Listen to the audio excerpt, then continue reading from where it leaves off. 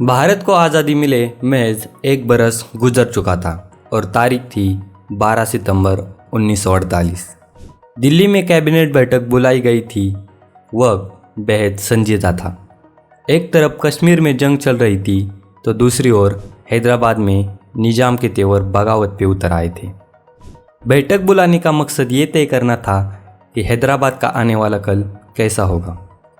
भारत के प्रधानमंत्री जवाहरलाल नेहरू, गृह मंत्री सरदार वल्लभ भाई पटेल और रक्षा मंत्री बलदेव सिंह के अलावा भारत के chief of staff general Roy butcher और एयर मार्शल को भी इस मीटिंग में शामिल किया गया था। बैठक इस नतीजे पर पहुंच चुकी थी कि भारत हैदराबाद पर हमला करेगा। फैसले की घड़ी से एन वक्त पहले स्कॉटलैंड की एडनबर्ग एकेडमी से पढ़कर आए जनरल बूचर उठ खड़े हुए और उन्होंने नेहरू की ओर रुख करते हुए कहा, सर, मैं आपको चेतावनी दे रहा हूँ। कश्मीर में पहले ही जंग लड़ी जा रही है और हैदराबाद में कोई भी सैन्य कार्रवाई भारतीय सेना के लिए एक दूसरा मोर्चा खोल देगी और हम एक साथ दो मोर्चों पर नहीं लड़ सकते। उन्होंने सलाह दी कि इस ऑपरेशन पर आगे ना बढ़ा जाए। उसके साथ ही उन्होंने ये भी जोड़ दिया कि अगर मेरी सलाह नहीं मानी गई तो मैं इस्तीफा देने के लिए तैयार हूँ। माहौल में एक पल के लिए खामोशी छा गई। नेहरू पटेल की तरफ देखने लगे। तभी पटेल ने जनरल बूचर की तरफ रुख करते हुए जवाब दिया, आप बेशक इस्तीफा दे डालिए जनरल साहब, लेकिन सैन्य कार्रवाई कल से ही शुरू होगी। आज के इस वीडियो में कहानी उस ऑपरेशन पोलो की जिसने निजाम के घमंड को चूर चूर करके उसे घुटनों पर ला दिया। भारत की आज़ादी के बाद कई रियासतें अपना अलग देश चाहती थी, पर भारत सरकार इस बात के लिए तैयार नहीं थी क्योंकि ये संभव नहीं था। नतीजन प्यार से या फटकार से सबको भारत के साथ मिलना पड़ा, पर कुछ रियासतों ने भारत को चुनौती देने का मन बना लिया था। इनमें से एक रियासत थी हैदराबाद। हैदराबाद की भौगोलिक स्थिति ऐसी थी कि इसका भारत के केंद्र में एक महत्वपूर्ण स्थान पर कब्जा था। इसके उत्तरी भाग में मध्य भारत और पश्चिमी भाग में आज का मुंबई प्रांत था। इसका क्षेत्रफल लगभग 82,000 वर्ग मील था। इस संस्थान में कुल 16 जिले थे। इनमें से तेलंगाना के 8, महाराष्ट्र के 5 और कर्नाटक के 3 जिले शामिल थे। हैदराबाद पर उस समय निजाम उस्मान अली खान का राज था। हैदराबाद का निजाम उस दौर में दुनिया का सबसे अमीर आदमी था, जिसके पास करीबन 250 अरब अमेरिकी डॉलर की संपत्ति हुआ करती थी। टाइम्स मैगजीन ने उस समय निजाम को दुनिया का सबसे अमीर आदमी घोषित कर दिया था। उसके राज में हैदराबाद एक संपन्न रियासत हुआ करती थी। उर्दू इस संस्थान की प्रमुख भाषा हुआ करती थी। इस संस्थान के अपने सिक्के, मुद्रा और टिकट भी थे। यहाँ पर हिंदुओं की आबादी लगभग 80% थी, लेकिन सरकारी नौकरियों में इनका स्थान बहुत ही कम था। सेना में ज़्यादातर सैनिक मुस्लिम आबादी के लोग थे। यहाँ की सरकार और पुलिस मुसलमानों के हाथ में थी। ऐसे में ही 15 अगस्त 1947 को भारत की स्वतंत्रता के साथ भारत से अंग्रेज़ों का शासनकाल समाप्त हुआ। उसके पहले 3 जून 1947 को लॉर्ड माउंटबेटन ने एक ऐसी घोषणा की, उसके अनुसार भारतीय संस्थान भारत में रहने या पाकिस्तान में शामिल होने के लिए बाध्य थी। पर उधर हैदराबाद में बैठे निजाम के मन में कुछ और ही चल रहा था। उसका सपना था कि उसका अपना एक अलग देश हो। उसने 11 जुलाई को अपना एक प्रतिमंडल लॉर्ड माउंटबेटन से मिलने के लिए दिल्ली भेजा।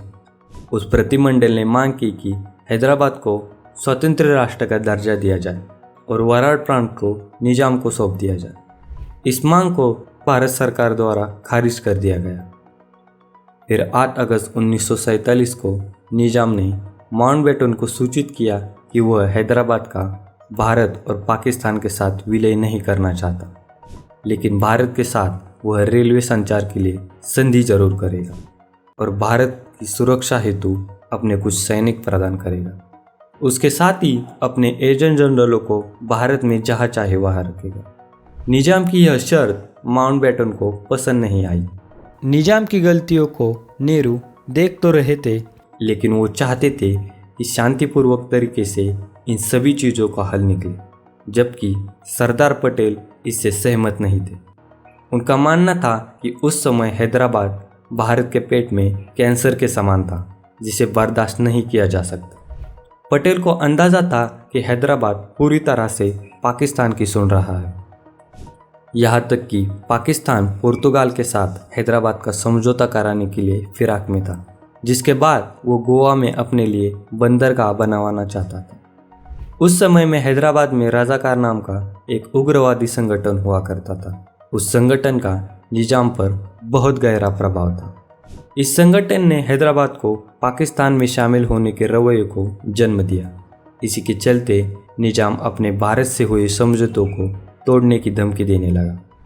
इसी बीच निजाम की कमजोरी का फायदा उठाकर हैदराबाद के राजनेता और उग्रवादी संगठन के मुखिया कासिम रजवी दिल्ली जा पहुंचे।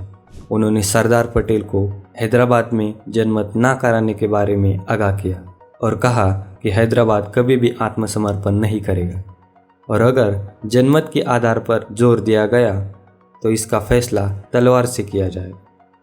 इसके कुछ दिनों बाद रजाकारों का हिंदुओं पर अत्याचार अधिक बढ़ने लगा। कासिम रजवी ने भड़काऊ भाषण देकर मुसलमानों को हिंदुओं के खिलाफ भड़काना शुरू कर दिया। रजाकारों ने पड़ोसी मद्रास, मुंबई और मध्य प्रदेश पर हमले शुरू कर दिए। हैदराबादी सेना प्रमुख एल.एड्स ने हैदराबादी मुसलमानों को किसी भी स्थिति का सामना करने के लिए तैयार रहने की अपील की। कासिम रजवी ने रेडियो पर मुसलमानों से अपील की, जब तक हर जगह मुस्लिम वर्चस्व स्थापित नहीं हो जाता तब तक वे अपनी तलवारें म्यान में ना रखें। उन्होंने ये भी कहा कि भारत में मुसलमान जल्दी दिल्ली के लाल किले पर हरा चांद फहराएंगे। उसी दौरान हैदराबाद के प्रधानमंत्री लायक अली ने सरदार वल्लभ भाई पटेल से मुलाकात की तो सरदार पटेल ने उन्हें कहा कि वो कासिम रजवी को इस तरह की भाषण की अनुमति नहीं देंगे। रजवी ने सरदार पटेल से कहा कि यदि हिंदू सेना हैदराबाद में प्रवेश करती है तो उन्हें वहाँ 1.5 करोड़ हिंदुओं की राख और हड्डियाँ बिखरी हुई मिलेंगी।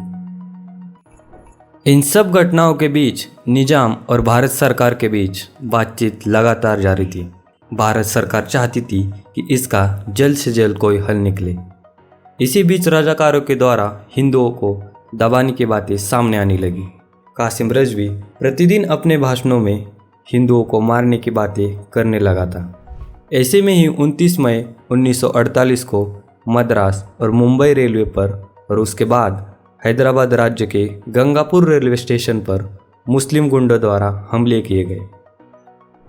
लॉर्ड माउंटबेटन ने निजाम को दिल्ली बुलाने के लिए सरदार पटेल पर बहुत दबाव डाला, फिर भी सरदार पटेल ने निजाम को बुलाने के लिए राजी नहीं हुए।